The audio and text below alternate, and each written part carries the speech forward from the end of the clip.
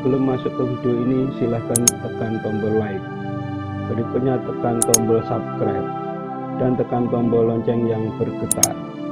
Namun jangan lupa tekan tombol berbagi agar teman-teman Anda juga mengetahui apa yang Anda ketahui. Channel ini merupakan channel YouTube yang berisikan tentang tuntunan kehidupan dari segi berbagai perspektif ataupun sudut pandang kehidupan manusia. Untuk kesempatan ini, kami akan memberikan informasi dari segi sudut pandang agama dengan tema bahagia dan selamat dunia maupun akhirat. Oke, mari kita mulai. Dan simak terus tayangan video ini sampai selesai. Kami tidak menganjurkan untuk melihat dan memahaminya dengan sepotong-sepotong saja, agar tidak menyebabkan kesalahpahaman. Mari kita kepada isi pokok dari isi video ini. Untuk mencapai kebahagiaan dan keselamatan hidup di dunia maupun di akhirat, mari kita pahami dulu makna daripada apa itu akhirat. Akhirat yaitu ada yang mengartikan alam kelanggengan ataupun alam keabadian. Setelah manusia melalui suatu rangkaian kehidupan, maka Tuhan menetapkan aturan-aturan tersendiri, yaitu yang disebut agama. Apa sih sebenarnya agama itu? Agama adalah sebuah sistem yang berisikan aturan-aturan dan tata cara tertentu untuk berupaya patuh dan tunduk kepada Tuhan atau Sang Maha Pencipta, agar bisa mencapai keselamatan dan kebahagiaan hidup di dunia maupun akhirat.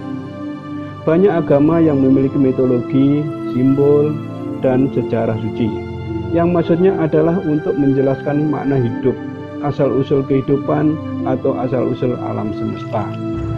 Dari keyakinan mereka tentang kosmos dan sifat manusia, orang memperoleh moralitas, etika, hukum agama, atau gaya hidup yang mereka sukai. Banyak agama yang mungkin telah mengorganisir perilaku, keanggotaan, tempat-tempat suci, dan kitab suci. Praktek agama dalam masyarakat juga dapat menyangkut ritual, khotbah, peringatan, atau pemujaan Tuhan, dewa ataupun dewi, pengorbanan, festival, pesta, tren, inisiasi, jasa penguburan, layanan pernikahan, mediasi, doa, musik, seni, tari, masyarakat layanan, atau aspek lain dari kebudayaan manusia. Agama juga mengandung mitologi. Berikutnya, dibuat oleh siapa agama itu? Agama dibuat oleh Tuhan atau Sang Maha Pencipta melalui perantara manusia dengan berbagai informasi petunjuk dan berbagai macam pengkondisian kehidupan manusia, baik yang bersifat pribadi atau individual, maupun yang bersifat untuk orang banyak atau masyarakat, atau ada juga yang memberikan istilah itu umat. Dalam setiap zaman dan wilayah tertentu, Tuhan atau Yang Maha Kuasa menciptakan seorang pemimpin agama dan umatnya dengan berbeda-beda yang disesuaikan dengan situasi dan kondisi saat itu. Namun pada intinya semua agama mengacu pada suatu keyakinan, yaitu keyakinan adanya Tuhan atau Sang Pencipta, dan berkeyakinan bahwa kebenaran dan kebaikan itu menjadikan kehidupannya bisa selamat dan bahagia. Dengan tujuan apa agama dibuat?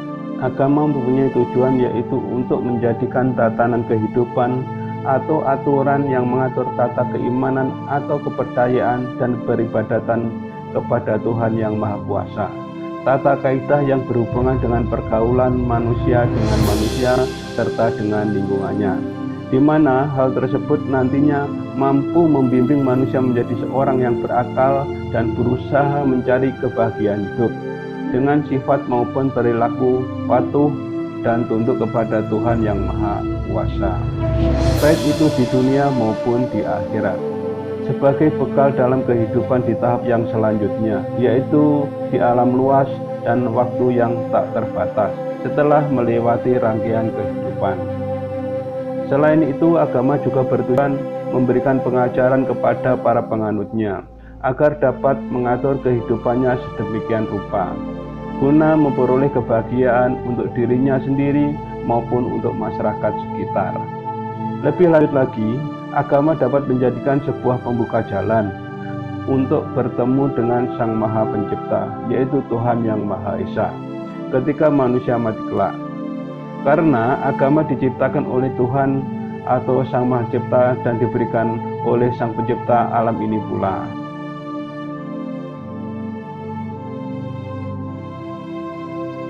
Ada berapa sih agama di dunia ini?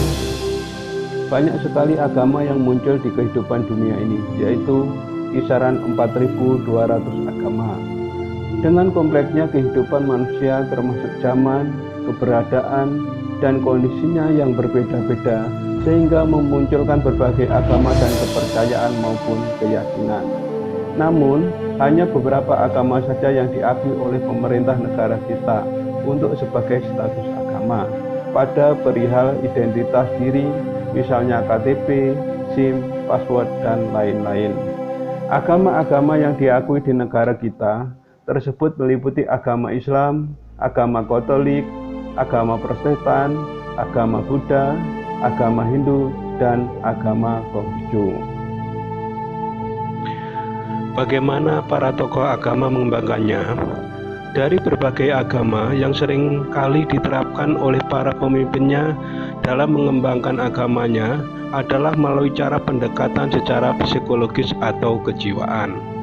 Beliau tidak menyebutkan bahwa agamanya paling hebat atau yang sah, namun beliau melihat, mendengar, dan mencari hubungan kejiwaan yang cocok antara agama dan masyarakatnya.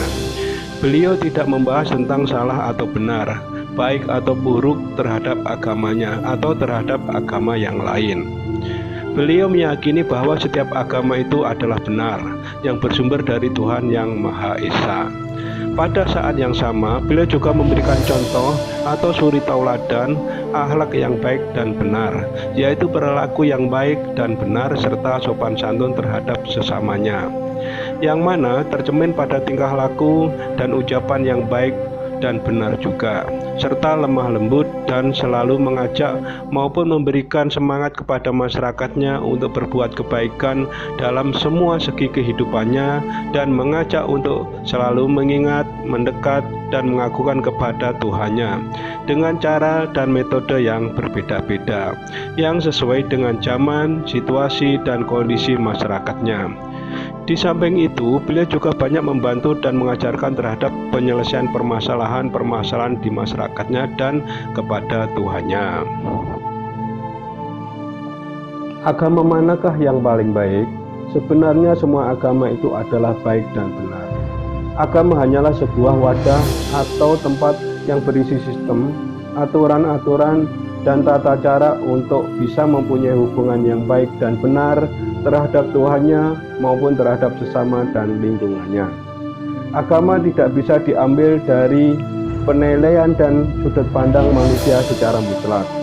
Maka, bila ada seseorang yang menganggap agamanya paling benar, apalagi menganggap agama yang lain salah, justru tindakan tersebut merupakan sifat egoistis manusia, dan sifat tersebut sebenarnya justru dilarang oleh Tuhan Yang Maha Esa dengan sarana ajaran agama juga. Tuhan memandang kebaikan dan kebenaran seseorang atau makhluknya tidak didasarkan oleh agamanya semata, namun perbuatan, tingkah laku, dan hubungan yang baik terhadap dirinya, lingkungannya, dan terhadap Tuhannya yang memungkinkan Tuhan itu untuk meridhoinya, yaitu mengizinkan atau menerimanya. Dalam arti, esensi agama itu satu dan diciptakan oleh Tuhan Yang Maha Satu dari awal sampai akhir nanti.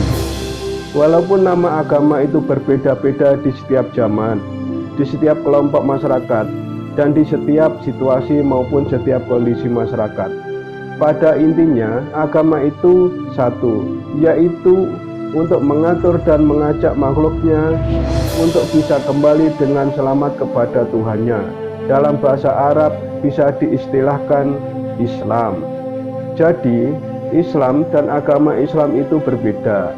Islam adalah sebuah metode atau sistem agama secara keseluruhan untuk mencapai keselamatan, kebahagiaan dunia dan akhirat terhadap Tuhan yang Maha Kuasa.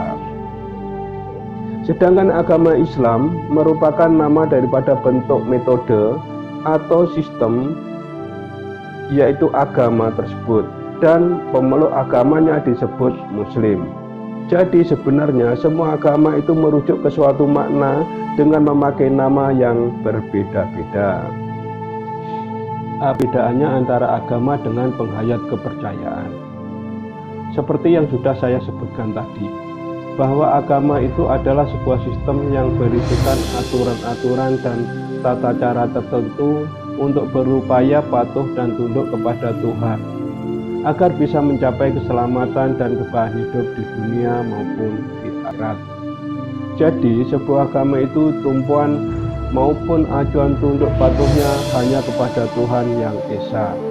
Sedangkan sebuah penghayat kepercayaan, untuk tumpuan maupun acuan tunduk patuhnya ada yang kepada Tuhan, ada juga kepada leluhur atau nenek moyangnya.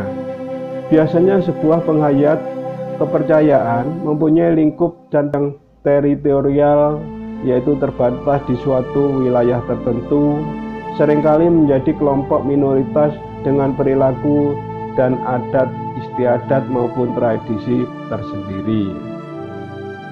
Apa hukumnya kalau pindah-pindah agama?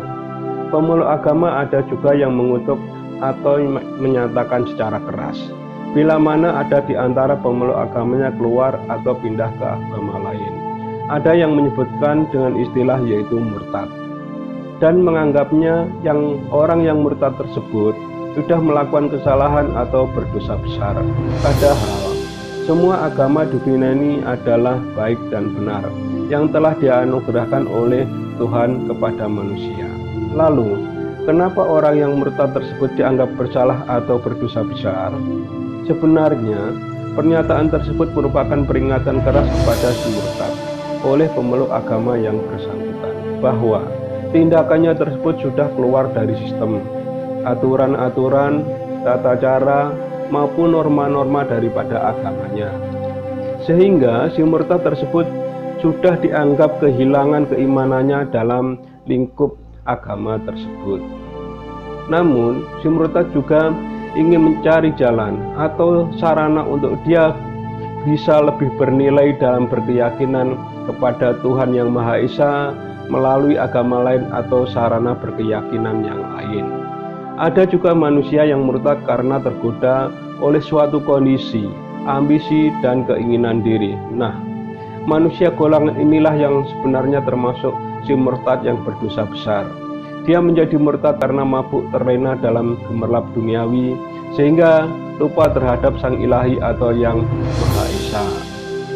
Maka, mari kita perkuat keimanan dan ketakwaan kita masing-masing terhadap Tuhan yang Maha Esa, dengan memahami dan menjalani aturan-aturan yang ada pada agama kita masing-masing.